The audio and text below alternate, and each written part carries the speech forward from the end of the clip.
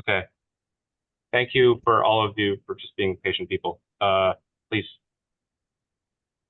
Yeah, so as I was mentioning, so in a genome-wide study in patients with macular telangiectasia, researchers showed that the SNPs that conferred some of the greatest risk to developing this disease were in the gene known as PHGDH.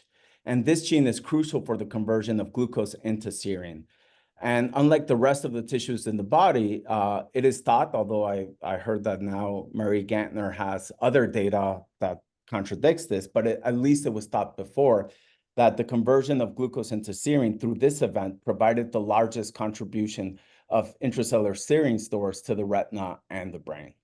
So even though this is controversial, it is still interesting because this pathway has also been shown to be disrupted in the mouse model of Alzheimer's disease, where it was shown that a decrease in glucose uptake led to a decrease in serine. As serine is a co-agonist of the NMDA receptor, a protein crucial for long-term potentiation, defects in glucose uptake leading to decreases in serine impaired memory formation in this mouse model of the disease. Therefore, understanding the mechanisms of metabolic privilege may provide key insights not only into our understanding of physiology, but also into degenerative diseases of the CNS. Now, one of the crucial roles that the RPE play, and that is well known to most of the members in this audience, if not all of you, is in maintaining metabolic homeostasis in photoreceptors. In fact, it has been shown by many members of this group that the RPE and the photoreceptors form a metabolic ecosystem. They can be thought of as metabolic symbiotes, whereby the RPE will take up glucose from circulation and pass it on to the photoreceptors, who in turn will provide nutrients and energy substrates to the RPE to support its metabolism. Now, there are two main mechanisms of this. The first one is a direct transfer of nutrients from the photoreceptors to the RPE, whereby the photoreceptors will secrete nutrients in the extracellular space that get taken up by the RPE to support its metabolism. One of the main examples of this, published by the Hurley group, is lactate. Lactate is metabolized from glucose through aerobic glycolysis, where it is then secreted by the photoreceptors, taken up by the RPE, turned into pyruvate, and then subsequently metabolized through oxidative phosphorylation to produce ATP. The second mechanism is indirect and largely consists of outer segment phagocytosis. So at the onset of light, photoreceptor outer segments get internalized by the RPE. Now, as the outer segment is chock full of proteins, lipids, and other substrates, the degradation of outer segments in phagosomes leads to the release of metabolic byproducts, which can be used to produce ATP. For instance, it was shown by the Phillips and the Booz-Battaglia groups that lipids released by outer segment phagocytosis can be metabolized by beta oxidation in order to produce ATP. Now, the production of ATP through either of these pathways allows the RPE to take up glucose from circulation without consuming any of it. However, if you inhibit either of these processes, it is thought that the RPEs start to metabolize the glucose they take up from circulation and in essence end up starving out the photoreceptors. So this is actually the part of the talk where I admit to you that the Ravichandran lab, where I did my postdoc, is neither a metabolism lab or a retina lab. In fact, I doubt that many of you have heard of Cody Ravichandran. Instead, in his lab, the main focus was on phagocytosis and all things related to this process. So how did a phagocytosis lab come across insulin production in the RPE and get involved into studying retina metabolism in the first place? Well, as I mentioned to you before, one of the main roles of the RPE is to phagocytose outer segments of photoreceptors. So every day at the onset of light, photoreceptors will either shed or prune. I think that's still something that is debated. They will shed their outermost tip, or their outermost tip will get pruned by the RPE. And this process occurs in order to mitigate damage that the photoreceptor has accrued. As an example, although it's not the only form that induces damage in the RPE, light itself induces the formation of oxidized species such as lipids. And instead of dealing with these reactive molecules themselves, the photoreceptor will pass on these toxic substances to the RPE through phagocytosis in order for these cells to neutralize these dangerous molecules. Now, because outer segment phagocytosis by the RPE occurs every day at the onset of light, the RPE is one of the most, if not the most, phagocytic cell in the body. Therefore, in the Ravichandran lab, we were interested in using this cell type as an in vivo model to study phagocytosis, with the idea that we can uncover molecules and mechanisms that could be generalized to the process of phagocytosis as a whole. To do so, we conducted RNA-seq on wild-type RPE cells during phagocytosis and in RPE cells coming from mice where the phagocytic receptor MERTK was knocked out, rendering these cells unable to phagocytose. Now, through these studies, we found many interesting genes and molecules, but most interestingly of all, we found insulin expression in the RPE. And moreover, found that it was decreased in the RPE coming from MERTK knockout mice that are unable to phagocytose. Now, even though we aren't a metabolism lab or a retina lab, this actually got us really excited, as insulin, which is thought to be almost exclusively produced in the pancreas, is crucial in allowing cells to take up glucose. Once secreted, insulin binds to the insulin receptor, triggering a cascade of intracellular events that lead to the upregulation of glucose transporters onto the surface of the plasma membrane. This then allows cells to internalize more glucose from circulation.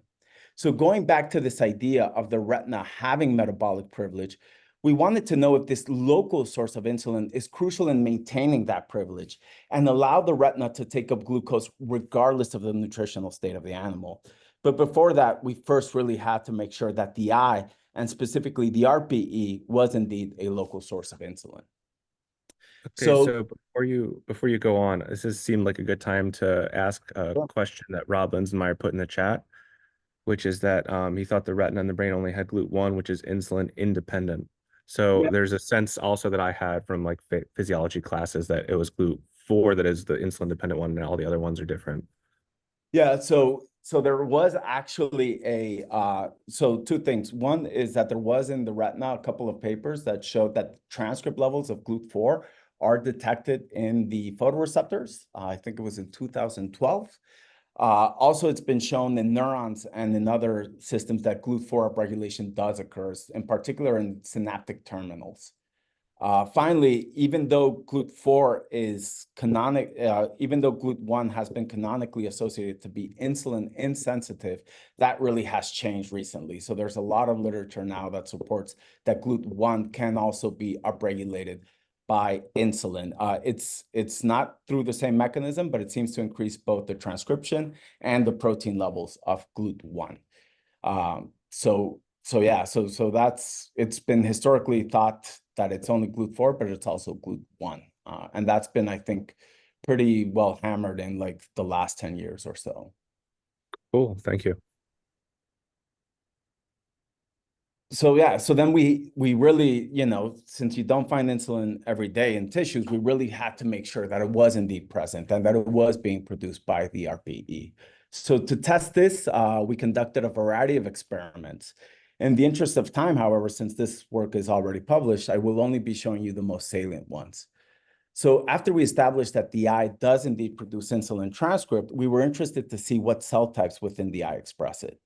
So for this, I isolated the retina and the RPE separately and ran RT-PCR to probe for insulin expression. We found very little insulin transcript in the retina, but robust expression in the RPE. Furthermore, we also did RNA scope, so an in situ hybridization, and also found that I'm not showing you, but it's in the paper, we also found that the RPE had the highest levels of insulin transcript that we could measure. Now, in mice, unlike in other mammals, there are two copies of the insulin gene, insulin 1 and insulin 2. And in the pancreas, both of these genes are expressed and are completely redundant to one another. In fact, research has shown that if you knock out only one of the two insulin genes, you have no effect on circulating insulin or on systemic glucose levels. We were therefore interested to see if the RPE, like the pancreas, express both, or instead express only one of the two insulin genes. To our surprise, we found that the RPE does not express insulin 1. Instead, we were only able to detect insulin 2 transcript in the RPE. Now, this finding will be really important for some of the subsequent data that I show you, that the RPE only express insulin 2. So please keep it in mind as we go through the talk. Now, transcript expression is one thing, but what about protein? Is the insulin protein present in the RPE? In order to test this, I conducted immunofluorescence on mouse retinal sections where I stained with an antibody against insulin. And we found that the insulin protein is indeed present in the eye and is primarily relegated to the RPE. Now, these results therefore suggest that both transcript and protein are present in the RPE. Now, one of the problems with detecting insulin in the RPE is that it does not exclude the possibility that the protein is coming from circulation. In order to circumvent this, we took an ex vivo approach to probe for insulin secretion by the RPE. Specifically, we removed the retina, isolated eye cups, washed them multiple times, and then isolated supernatants from these eye cups after 5 minutes of incubation with HBSS. We then ran an ELISA on the supernatants for C-peptide, a byproduct of pro-insulin processing that gets co-released with insulin and is used as a common metric for insulin secretion. When we conducted these experiments, we could readily detect C-peptide in the eye cup supernatants. Furthermore, treatment of eye cups with potassium chloride ex vivo, a known inducer of pancreatic insulin release, enhanced C-peptide levels in the supernatant. These data therefore revealed that the RPE can produce and, just as importantly, secrete insulin. Finally, we also found that insulin production in the RPE is conserved across species, as we could readily detect this protein in human retina sections through immunofluorescence. So here is a human retina section stained with an antibody against insulin, and you can see that not only is the tissue immunoreactive to the antibody, but insulin is also localized to the RPE, as observed in this merge. Taken together, these results suggest that insulin is produced and secreted by the RPE, and it seems that it's conserved across species. We then decided to explore, well, how insulin secretion is regulated in the RPE. And for this approach, we actually took a page from pancreatic insulin and assessed whether insulin in the RPE was controlled in a similar manner. In other words, was it produced during feeding and inhibited during starvation? To accomplish this, we either kept mice fed ad libitum or fasted them overnight. We then measured C-peptide in the blood or in the retina of these mice, again, as a metric of insulin release. Furthermore, we also measured insulin transcript levels in the RPE. Now, when we looked at insulin secretion in the blood, we found what we expected. Pancreatic insulin levels drop in response to starvation. However, to our surprise, we found that insulin levels in the retina do not drop in response to starvation. In fact, they stay the same. Furthermore, insulin production as measured by RT-PCR is increased in the RPE of fasted mice when compared to RPE in fed conditions. These data suggested to us that insulin in the RPE is regulated independently of systemic insulin, and instead it led to the hypothesis that it may be secreted during starvation. To further test then whether insulin is indeed being secreted under starved conditions in vivo, we turned to the global insulin 2 knockout mouse, again, 2 copies of the insulin gene, 1 and 2. So in the insulin 2 knockout mice, you have no insulin in the RPE. And consistent with previous reports, only knocking out insulin 2 has no impact on a glucose tolerance test, which is a readout of pancreatic insulin function, or in circulating C-peptide levels in the blood during starvation, indicating to us that pancreatic insulin is unaffected in these mice and therefore suitable to test for RPE-specific insulin. So in order for RPE-derived insulin to have an effect on the retina, it should be secreted into the interphotoreceptor matrix first, the extracellular space between the RPE and the photoreceptors. Therefore, to probe whether local insulin is indeed being secreted during starvation, we isolated the IPM and probed for C-peptide, again, as a metric of insulin release in control and insulin 2 knockout mice under starved conditions. We found that C-peptide is indeed present in the IPM of control mice during starvation and is completely absent in the IPM of insulin 2 knockout mice. Further, in protein lysase from purified RPE, C-peptide was detected by ELISA in control mice, but not in insulin-2 knockout mice. Taken together, these data suggest that insulin in the RPE is secreted during starvation.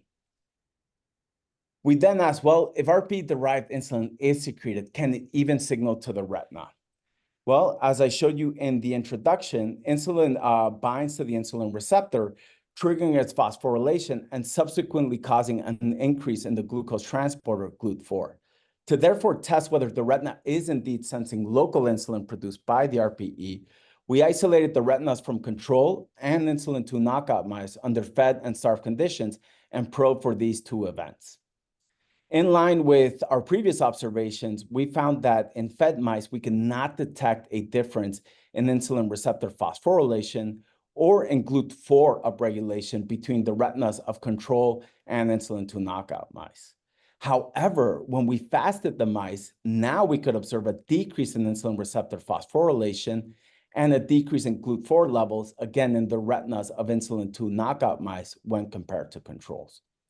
Additionally, we did not detect a difference in insulin receptor phosphorylation in the adipose or in muscle tissues between control and insulin-2 knockout mice under starved conditions, suggesting again that pancreatic insulin is unaffected in these mice, and the results that we observe are because of an absence of local insulin signaling onto the retina. While working on revisions for the paper, we were then asked by the reviewers to show that local insulin production can act on the retina in the absence of pancreatic insulin. The thought behind the ask by the reviewers was that even though we couldn't detect differences in circulating insulin or in glucose levels, there still could be something going on that we couldn't detect that was really affecting retina signaling. And in order to circumvent that possibility, we injected mice with STZ, which induces depletion of the islet cells of the pancreas. So we injected mice for once a day for 5 days until the mice were extremely hyperglycemic, and then isolated the retinas of these mice to probe for the insulin phosphorylation event. In these experiments, consistent with published literature, we did not see a difference in insulin receptor phosphorylation between the vehicle control and the STZ-treated mouse in insulin receptor phosphorylation. So I just need to point out that it has been shown that at 4 weeks, this doesn't happen. At 8 weeks is when you start seeing a decrease in insulin receptor phosphorylation after STZ treatment. However, similar to what we found in the non-diabetic mice, we were still able to observe a decrease in insulin receptor phosphorylation in the retinas of STZ INS2 knockout mice, and that is quantified over here, even though diabetic induction, as measured by C-peptide in the blood, was similar between the control and the insulin-2 knockout mice. So these results supported our overall hypothesis that insulin is released locally by the RPE and that it signals to the retina. So next, we wanted to address what the potential mechanisms that trigger insulin release during starvation, what could they be? And as I showed you in the introduction, our RNA-seq study showed that insulin transcript in the RPE was decreased in a mouse model of defective phagocytosis, the MERTK knockout mouse. Therefore, we were interested to see if starvation increased phagocytosis of photoreceptor outer segments, and if so, whether insulin production and secretion were regulated by phagocytosis itself. So to test this, we first stained retinal sections from fed and starved mice with rhodopsin. Furthermore, we did this in retinas that had been isolated 2 hours after light onset, the peak of outer segment phagocytosis. When we conducted this experiment in fed mice, we could readily detect rhodopsin inside of the RPEs, as shown here. Interestingly, when we looked at starved mice, we could observe more internalized rhodopsin outer segments in the RPE when compared to fed conditions. And this was true either by measuring the area of rhodopsin inside of the RPE or the individual rhodopsin particles found inside of these cells. To address this further, we designed and optimized a novel flow cytometry-based assay to measure in vivo engulfment by the RPE. In this assay, cells are dissociated from the eye cup, they're permeabilized and stained with an antibody against rhodopsin, and then run by flow cytometry to detect internalized photoreceptors at the single cell level. Similar to what we found using IF, starvation increased outer segment phagocytosis by the RPE compared to fed conditions, and that is quantified over here. Therefore, fasting, we saw increases phagocytosis, and we hypothesized that phagocytosis, therefore, could be mediating insulin release by the RPE during starvation. Now, I do want to point out that in subsequent studies that we did, in particular in vitro, we didn't see that fasting or that deprivation of glucose or other nutrients increased the capacity of the RPE to phagocytose. In fact, it actually decreased it. So we think that this phenotype really comes more from not RPE being better at phagocytosis, but from either more shedding or more pruning of the photoreceptors. Because you have to think that in phagocytosis, there's two components, the target and the phagocyte. So if there's more target to be eating, you will see an increase in phagocytosis, even though now we believe that the capacity of the RPE to eat at this condition is decreased. Just to add another hypothesis onto your list of hypotheses, Yeah, if you desire, or maybe if you no, don't. The more comments, the better. Yeah, so it could also, I mean, could it be, really is the question, almost impaired degradation of the rhodopsin that's internalized? Yeah, so that was one of the first things that we checked. So we did a Western blot on RPE rhodopsin levels, and we did it over time, and we didn't see a decrease in degradation. So we saw that the rate of degradation was the same in fed and starved mice. So yeah, we definitely checked that out because that was our concern. So at least in Western blot, we could not detect that difference. And it also, as an aside, it's been shown that in other conditions, this is a new area of biology, that starvation leads to the release of these exofurs that are similar in size to the outer segments. So it could be maybe not so much that they're eating outer segments, but that the photoreceptors could be shedding pieces of themselves more in this line with exofurs, which is really interesting, but that's not important for this discussion now. Okay, so then to really examine whether RPE-derived insulin is indeed regulated by phagocytosis, we looked at whether local insulin production mirrored phagocytic kinetics in the RPE. So phagocytosis of photoreceptor outer segments begins at the onset of light. It peaks 2 hours afterwards, which in our vivarium is 8 o'clock in the morning, and then goes down throughout the course of the day. Consistent with this, we found that insulin transcript levels in the RPE also begin to increase at the onset of light, peak 2 hours after, and then go down throughout the course of the day. Similarly, insulin receptor phosphorylation also begins to increase at the onset of phagocytosis and then begins to decrease throughout the course of the day. As we expected, these kinetics are completely ablated in mice that lack local insulin production, and that is quantified over here. Furthermore, we also observed the same trend in GLUT4 levels in the retina, where again, GLUT4 levels increase at the onset of light, and this increase is completely ablated in the insulin 2 knockout retinas. These results therefore suggest that insulin production and release by the RPE may be regulated by phagocytosis. However, as we all know, correlation is not causation. Therefore, to really test whether phagocytosis does indeed regulate insulin production, we measured insulin levels in the RPE of MERTK knockout mice and CD36 knockout mice, which are two important phagocytic receptors of phagocytosis of shed outer segments by the RPE. When we measured insulin production in the RPE of these mice, we saw a decrease both in the MERTK knockout mouse and in the CD36 knockout mice, suggesting that insulin production could be regulated by phagocytosis. Additionally, we also observed a decrease in insulin receptor phosphorylation and a decrease in GLUT4 levels in the retinas of MERTK knockout mice when compared to controls.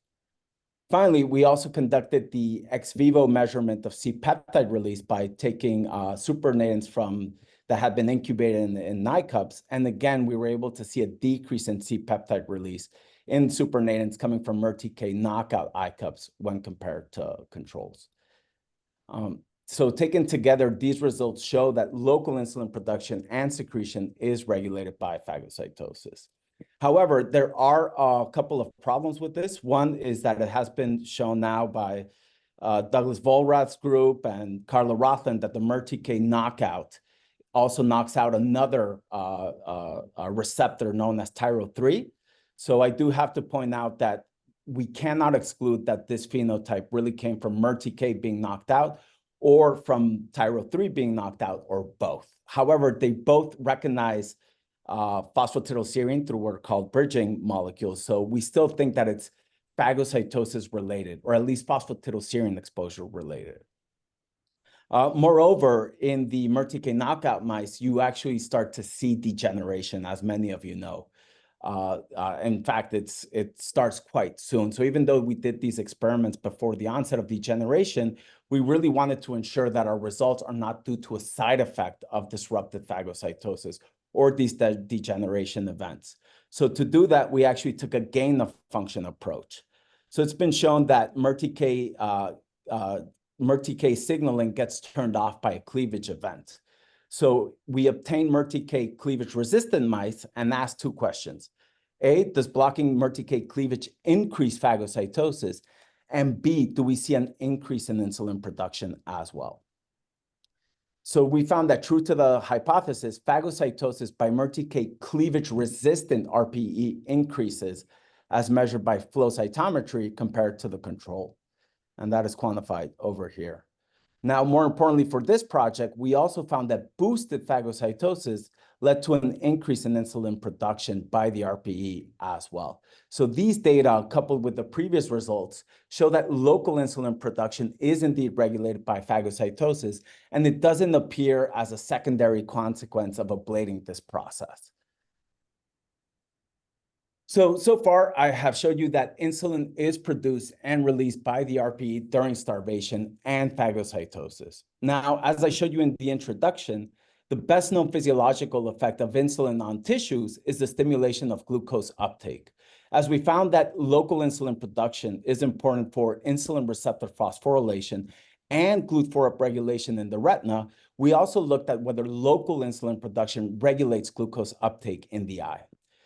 To test this, we injected a radioactively labeled glucose tracer into starved control and insulin 2 knockout mice, and then measured glucose uptake by static PET imaging. We found that in control mice, which take up glucose quite well, in fact, I have to say it's the first tissue to light up with this tracer, even more so than the brain, and it lights up like a Christmas tree. In fact, you can even see the outlines of eyes. So in control mice, glucose is taken very rapidly in the eyes. However, in the insulin 2 knockout mice, we saw a decrease in glucose uptake in the eyes. So you could see here quite robust glucose uptake, and that decreases in mice lacking this local insulin production. And that is quantified over here. Furthermore, we also repeated these experiments in the best insulin 2 flox mice, which ablates local insulin in the RPE, and again found a decrease in glucose uptake in these eyes compared to controls. We also performed dynamic PET imaging, which is a qualitative assay performed over time. So using this approach, not only did we see a lower glucose uptake in the eyes of insulin 2 knockout mice, but we also saw slower glucose uptake. And here is a video of the dynamic PET imaging illustrating our results. So this is imaging over time of glucose uptake. And you can see that in the control mice, they actually take up glucose quite well. You can even start seeing the outlines of eyes and quite rapidly. Meanwhile, in the insulin 2 knockout mice, again, not only do you see less glucose uptake, but they also take up glucose more slowly.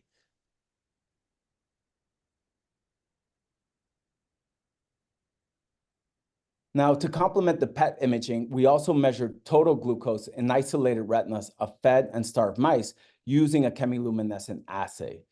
Here again, we found that in the global insulin 2 knockouts, or in the tissue-specific knockouts of insulin, we saw lower glucose levels in the retinas of these mice when compared to controls, those under starved conditions. And in line with our previous observations, when mice had been fed ad libitum, we could no longer detect a decrease in glucose levels in the retinas of these animals when compared to control. Now, most of the glucose consumed by photoreceptors is converted into lactate through aerobic glycolysis rather than undergoing oxidative phosphorylation. As an orthogonal approach, we also measured lactate under starved conditions in the retinas of insulin 2 knockout and the best pre-insulin 2 flox mice. And we also found, similar to glucose, a decrease in lactate levels in the retinas of these mice when compared to controls. As with our previous findings, we can no longer detect a difference in lactate levels in the retina if the mice had been kept fed ad libitum.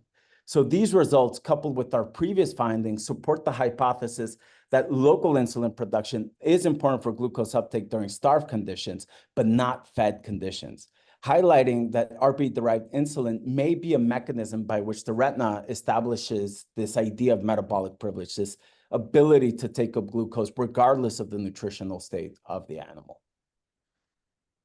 So the next question is, so what? So you see a decrease in glucose, but the decrease it's not zero, it's not even 50%. We see like a 25, 30% decrease in glucose when you ablate local insulin. So does that even have an impact on retina function and physiology?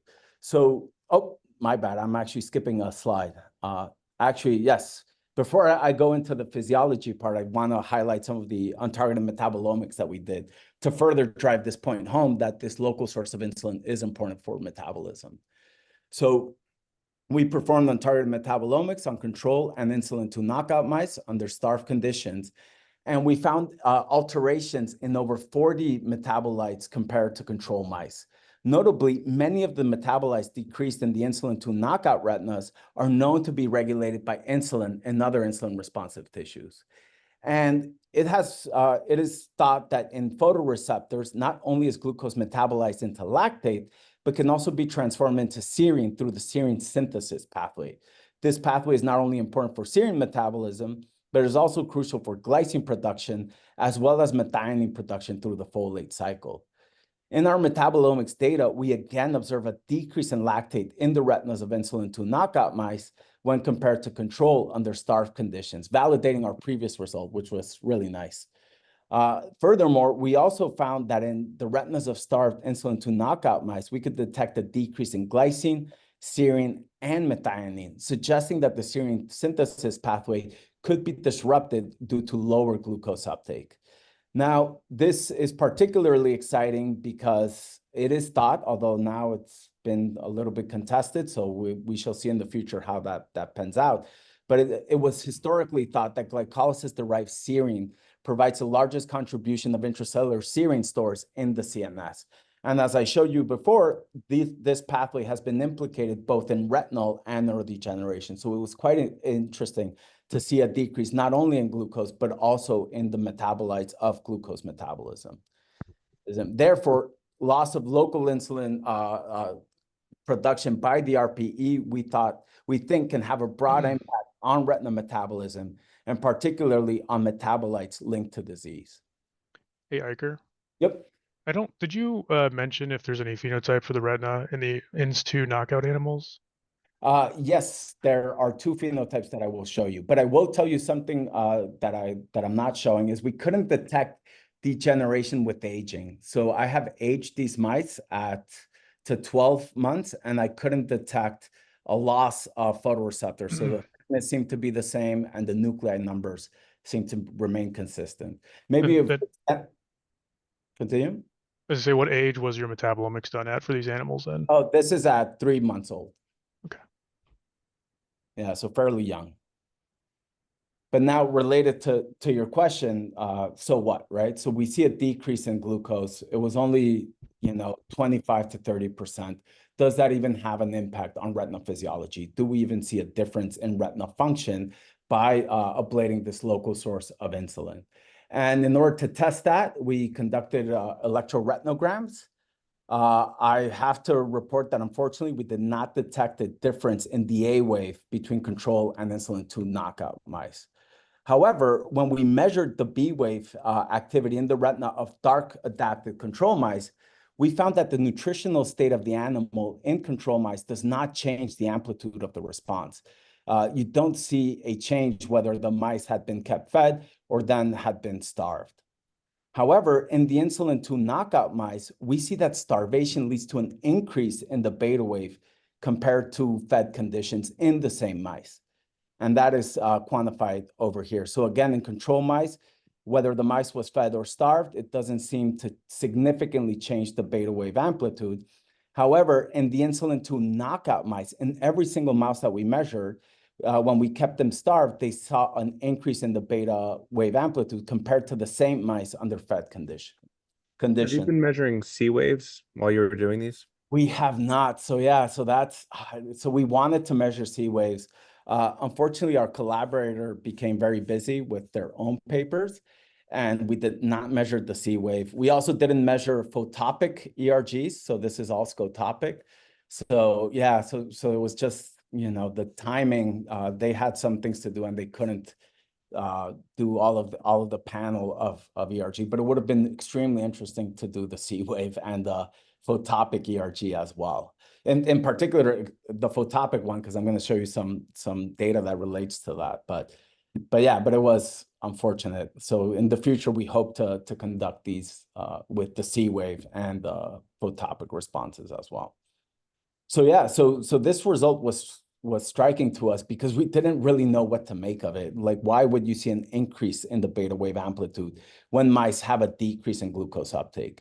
We hypothesized that this could be that during fasting, the inability of the retinas of these mice to take up glucose could lead to a decrease in neurotransmitter by the rods. So maybe because of decreased levels of glucose, autophagy gets activated, and therefore the vesicles containing neurotransmitters get taken up by this process. It could also be that some of the byproducts of glucose metabolism are important for neurotransmitter synthesis in the rods, and that's why we see this phenotype. But if anybody has suggestions as to why this could be the case, I'm all ears as we find this to be particularly interesting. So yeah, so these results suggest that maybe this local source of insulin isn't important in maintaining just retina responses, but instead it may be important in maintaining accurate signaling in the retina under different nutritional conditions. Finally, we turn to a mouse model of retinal degeneration to examine the impact that local insulin production has on disease progression. And for that, we specifically turn to the RD1 mouse model of retinitis pigmentosa. And specifically, we wanted to know whether the lack of local insulin impacted the number of cones in the retina, as cones have been shown to be heavily glycolytic. So for that, we crossed insulin 2 knockout mice to the RD1 mouse model of retinitis pigmentosa, and then counted the number of cones in the center of the retina using anti-cone arrestin. At 8 weeks of age, we could still detect a substantial number of cones in the center of the RD1 mice. However, in mice that lack this local insulin production, we see a very striking decrease in the overall number of cones. In fact, it was one of the more striking findings of this project. And it goes in line with what Claudio Punzo and Connie Stepko had shown, that systemic insulin slows down cone loss. Here we show that lack of local insulin aggravates cone degeneration in this mouse model of retinitis pigmentosa. And therefore, we think that this local source of insulin could be important in maintaining cone numbers during the course of the disease. So in summary, I showed you that the RPE is indeed a local source of insulin, and we hypothesized that during feeding, insulin signaling and glucose uptake in the retina is largely maintained by the pancreas. However, during starvation, we believe that this local source of insulin in the RPE kicks in to allow the retina to take up glucose regardless of the nutritional state of the animal. Again, we believe it uncouples the metabolic status of the retina from fluctuations in circulating insulin in order to maintain glucose homeostasis. Furthermore, I also showed you that defects in this process not only impair glucose uptake by the retina, but also disrupt retinal function in response to light and exacerbate retinal degeneration in the mouse model of retinitis pigmentosa, underlying the importance of this local source of insulin in physiology and disease. And this work has now been out for a year in Nature Metabolism for those of you that want to read more on some of the stuff that I did not have time to to show you today. So maybe before I go into some of the future directions that we are taking in my new lab, maybe I'll take some questions now relating to this part of the project. If anybody has any comments, questions. Yeah, I have plenty, but I want to let other people talk first. And there is one question in the chat that you should probably answer before me anyway. It was from Katerina. If insulin is secreted from the RPE, why doesn't IHC show insulin signal in the neural retina? Why does IHC show or doesn't show? Not show. Oh, we do see. So with one of the other antibodies, we see that although this we didn't nail, but we did see that the photoreceptor outer segments do have insulin on it. In fact, yeah, I will have to post that later. But yeah, we do see it there. So we do see on top of it. However, it varied a lot. So sometimes we could only detect it in the RPE, and sometimes we could readily detect it on the photoreceptor outer segments. We believe that, again, that what happens is when insulin is produced, it gets rapidly internalized. So you really have to catch it at the right time to see it on top of the photoreceptor outer segments. We tried to see whether at the time of the day that varied. So whether we saw more inside or more on the photoreceptor outer segments, we could not really nail that down. So yeah, but yeah, I would have just thought as a secreted signal that it would have diffused away. So in the IHC. Yeah, so we do see the C-peptide diffuse away. So that does diffuse to most of the retina, but the insulin does not, and we think it's because it's getting bound by the insulin receptor. So that's why we don't think that it diffuses away. We have another question and 2 more questions in the chat, so I'll let you take it from here if you'd like. All right. I can read them if you prefer. Okay. So I thought retina and brain only had GLUT1, which is insulin independent. So yeah, so as I mentioned, you covered the first 2. Yeah. Okay. So have you assessed any signs of vessel leakage in the retinas of insulin 2 knockout mice? It has been shown in mice. No, I have not. And again, I think, yeah, so I think, you know, due to our collaborator being super busy, I think we missed a large part of this and looking at, you know, at some of these phenotypes to see if there was leakage, but that would have been extremely interesting. So yeah, we do not know, and yeah, we have to look at that as well, because again, as I mentioned before, when we age these mice up until 12 months, the only phenotype that we looked at was the outer nuclear layer thickness, and we couldn't see a change in between the insulin knockout mice and our control, but maybe that would have been something that would have been extremely interesting to look. No, so Regis Fallon asked if in the scotopic ERGs, did you measure the oscillatory potential? And they can be indicative of modulation between the photoreceptors and the bipolar cells responsible for the B wave. Again, yeah, we did not measure this. Our collaborators, again, got really busy and couldn't finish these experiments for us. But that would have been extremely interesting. Again, I really think that this is the tip of the iceberg when it comes to this. And I think there's a lot more phenotypes that you know, that if we had some more time, we could really tease out. So and then Robert Linsmeyer asked if you emphasize the role of insulin for photoreceptors, but wouldn't the local insulin also be needed to enhance transport at the RPE basal membrane during starvation? Do you have evidence for that?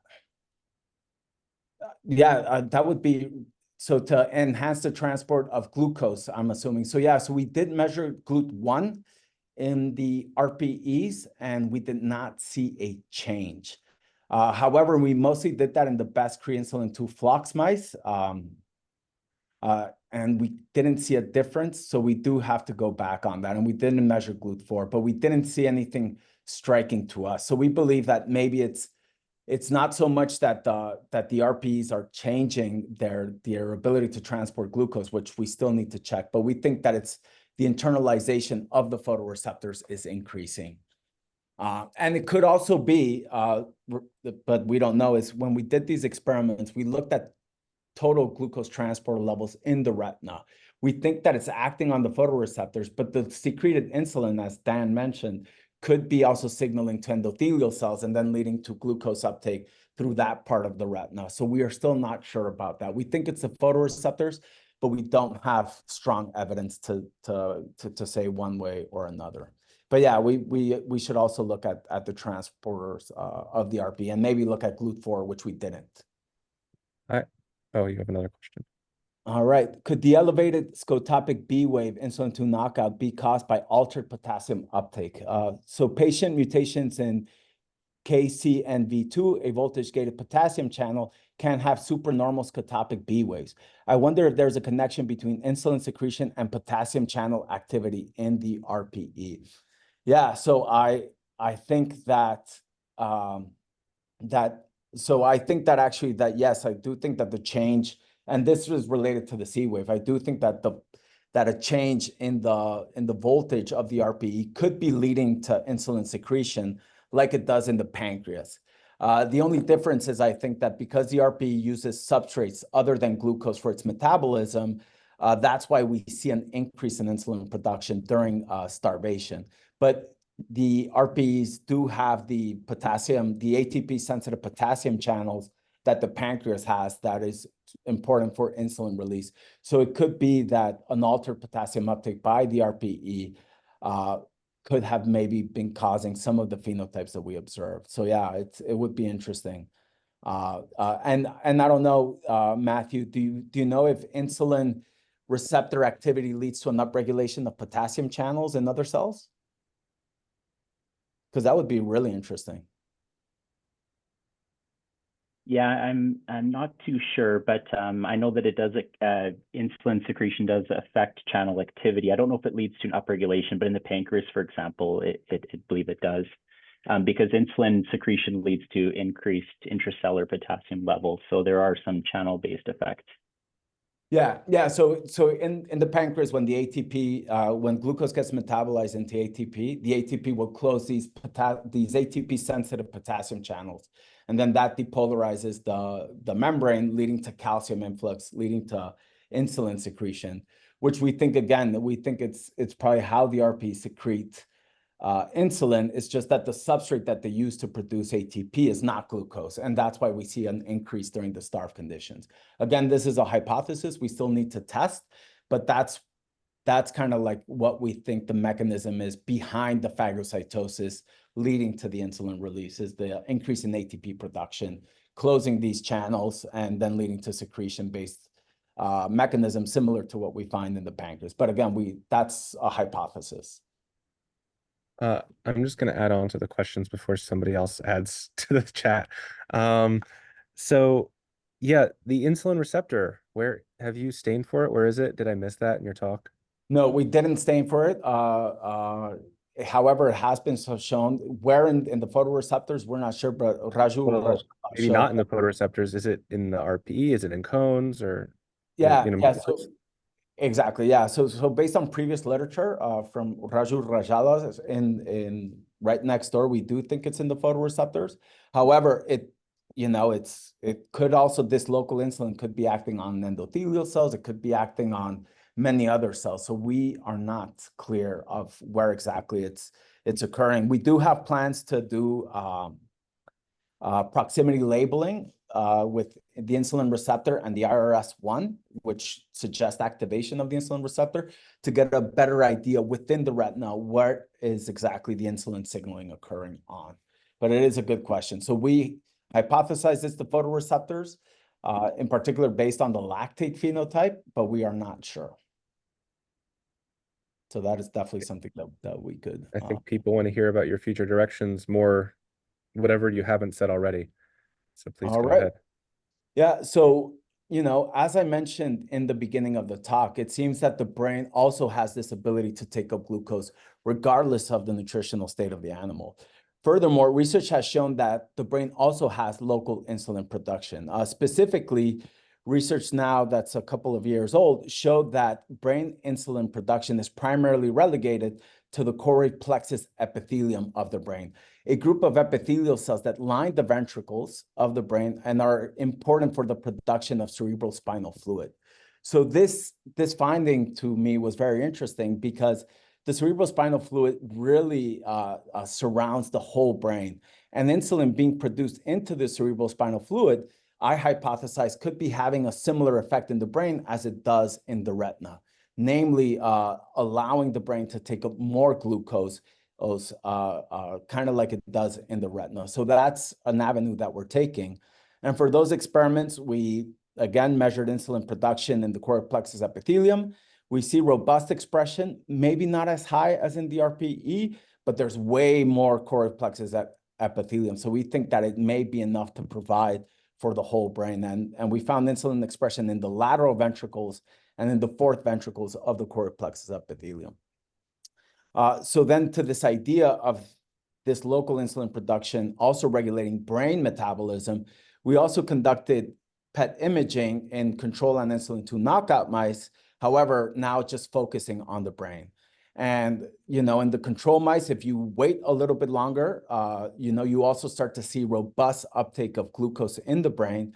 And if you lack this local insulin production, you start to see a decrease. And here is a quantification. In fact, the decrease in the brain, I think, was more striking than it was in the retina. However, the problem is the brain does have other local sources of insulin. So the hippocampus has been a source, has been reported as a source, the hypothalamus. So in the future, we've already obtained mice that knock out insulin specifically in the choroid plexus epithelium and are now just a couple of weeks away of repeating this result to see if the brain, like the retina, rely on this local source of insulin produced by an epithelial cell to regulate glucose metabolism. We have also tested physiology. So in particular, we looked at adult neurogenesis. So in the brain, there's an area in the dentate gyrus known as the subgranular zone. And it's in this place that you have newborn neurons in adults. So as proliferating cells to be very highly glycolytic, we wanted to know if whether lack of local insulin also impairs newborn neurons in this area of the brain. And how we did this is we sectioned brains and stained for double cordon, which is a marker of neuroblast. And in control mice, you could quite nicely see that there's a lot of neuroblasts in the subgranular zone. However, in mice that lack this local source of insulin production, now we see a pretty striking grandma test of decreased adult-born neurons, which is something that we think could be related to this decrease in glucose uptake.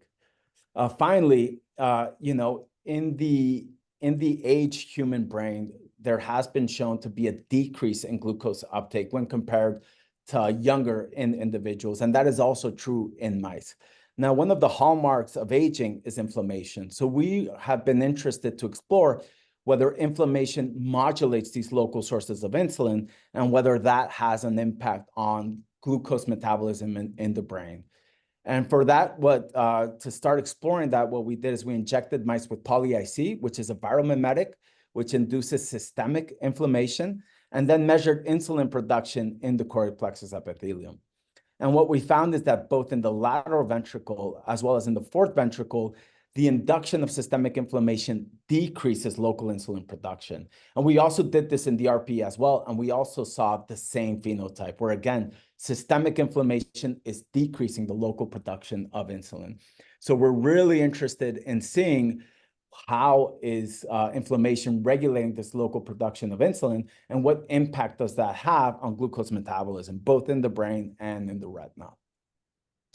And yeah, and with that, you know, I would like to acknowledge all the members of the Ravichandran lab. So now you guys know Cody Ravichandran, who's here, works very heavily in phagocytosis. So if you're ever interested in any phagocytic related processes, look at some of the papers that have come out of the lab. I would also like to thank all of the members of the Ravichandran lab where I did my postdoc. They were really a great group of people to work with and really helped me a lot through my career. And, you know, now that I have obtained my own position, you know, I'm really happy to collaborate with any of you that are interested in local insulin or even are interested in phagocytosis, RP phagocytosis, which is another avenue that the lab will take. So please feel free to reach out to me. My email is in that Excel spreadsheet that has been passed along. So email me regarding collaborations, comments, questions, anything. I'm more than happy to talk science and work with any of you. So let me know. And if there's any more questions, I'm happy to address them.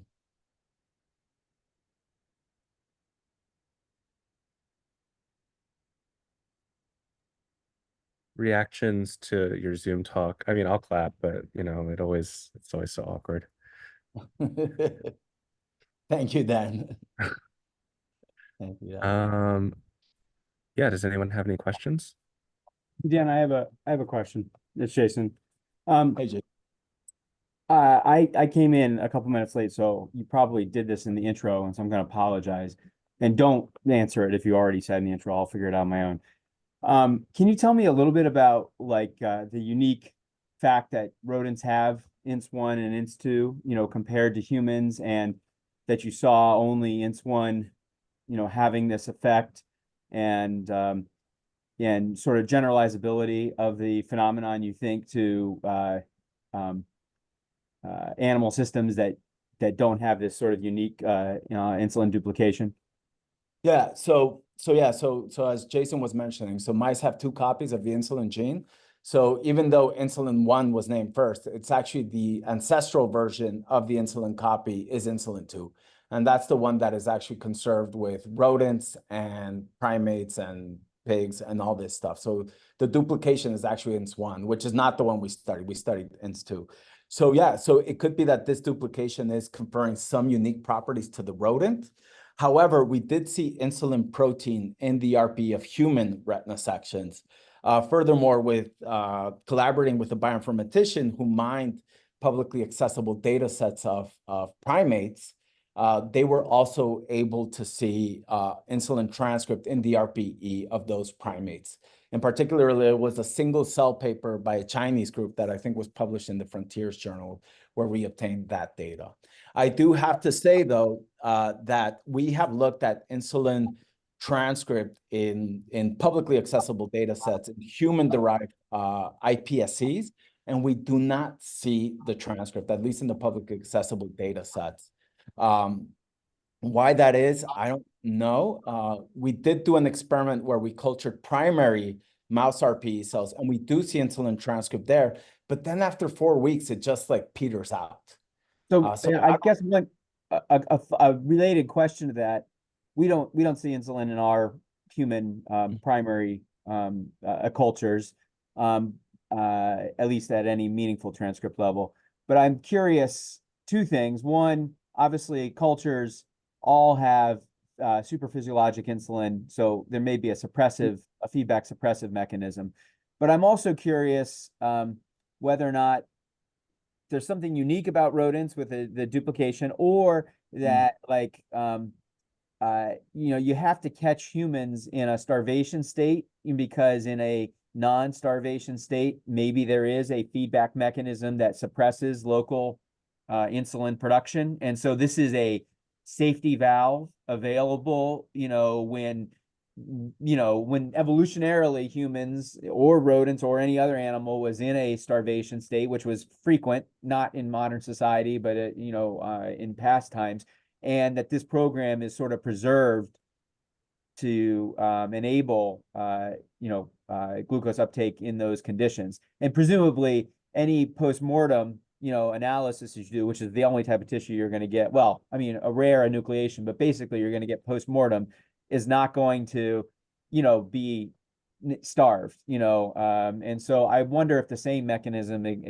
a feedback mechanism, exists. And I guess in that way, is that an area of research to understand whether or not there is some sort of feedback mechanism to suppress insulin secretion?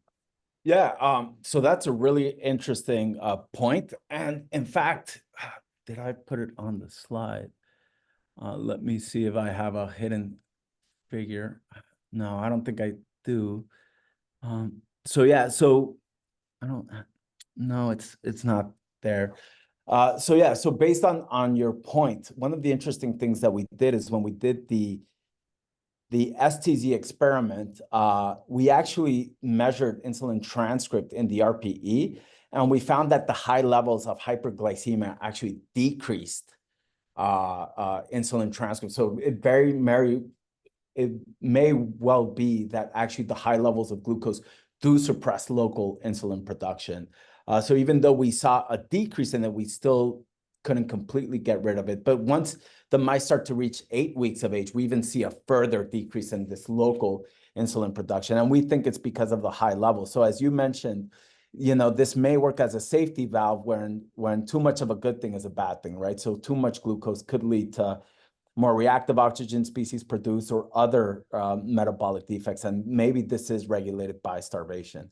Furthermore, going back to your insulin point, I also injected insulin into mice. And again, that one also seems to drop RPE local production of insulin. So systemic insulin also seems to have a role. So it's a very good point that we would definitely love to tease out is whether this is modulated not only by the starvation response, but by an abundance of nutrients. And maybe that's why we don't see it in certain conditions. But it's a great point. Yeah, we're really interested in that. It's very cool. If you inject insulin and RPE insulin message goes down, does it imply that RPE has an insulin receptor? Because if it was sensing low glucose, RPE insulin transcript should go up,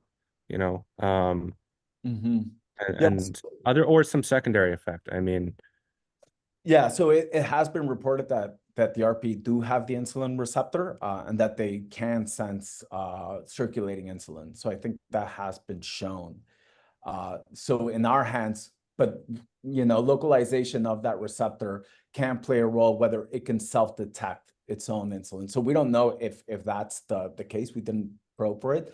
But based on where it's localized, if it's if it's in the apical side, then it should be able to detect its own local source of insulin. But if it's mostly on the basolateral side, then it may be detecting circulating. So when I injected in IP, it was systemic. I didn't go into the retina, and that's where we see a very profound decrease in this local insulin production. Again, suggesting, so what's interesting is that it suggested that it could be regulated more maybe by the decrease in insulin levels during starvation as opposed to the decrease in glucose. So that could also be one of the things that would be very cool to check. You have a new question in the chat. How long were the mice starved for the starvation conditions? 12 hours. Yeah, so they were fasted overnight. And I have another question. So I have there's a diabetes biologist, does a lot of cool stuff. He comes to our lab meetings, and whenever he talks about beta cells, this sort of concept gets conveyed to me that their capacity to secrete insulin is ginormous, amazing. That you can stimulate secretion, but it can go on for a very long time because its pool is so big. And so the question is that could that be the case for the RPE? And really the way of testing would be, is the level of insulin contained within an RPE cell comparable at all to the level of insulin contained within a beta cell? Yeah, no. So we checked this, and the transcript levels in the pancreas just smoke. Both protein and transcript just smoke anything that the RPE produces. Because now, you were, oh, sorry. Yeah, now the reason for that is that the pancreas needs to supply insulin to the whole body. So we think that maybe the differences in those two sources is that one is a local source that doesn't maybe need to produce that much. And we think that it's more regulating these changes as opposed to like being the main driver of glucose uptake. Because again, we only see a decrease in 20-30% of glucose. So it may be more modulatory as opposed to the driving force, which would be pancreatic insulin. We do see substantial levels. So maybe they're like 30 to 40% actin. So it's not nothing, but yeah, nothing like the pancreas. The pancreas just smokes anything that we see. Okay. Any other questions? If not, I can let you all go. All right. Thank you all very much. Really appreciate it. Thanks, everyone.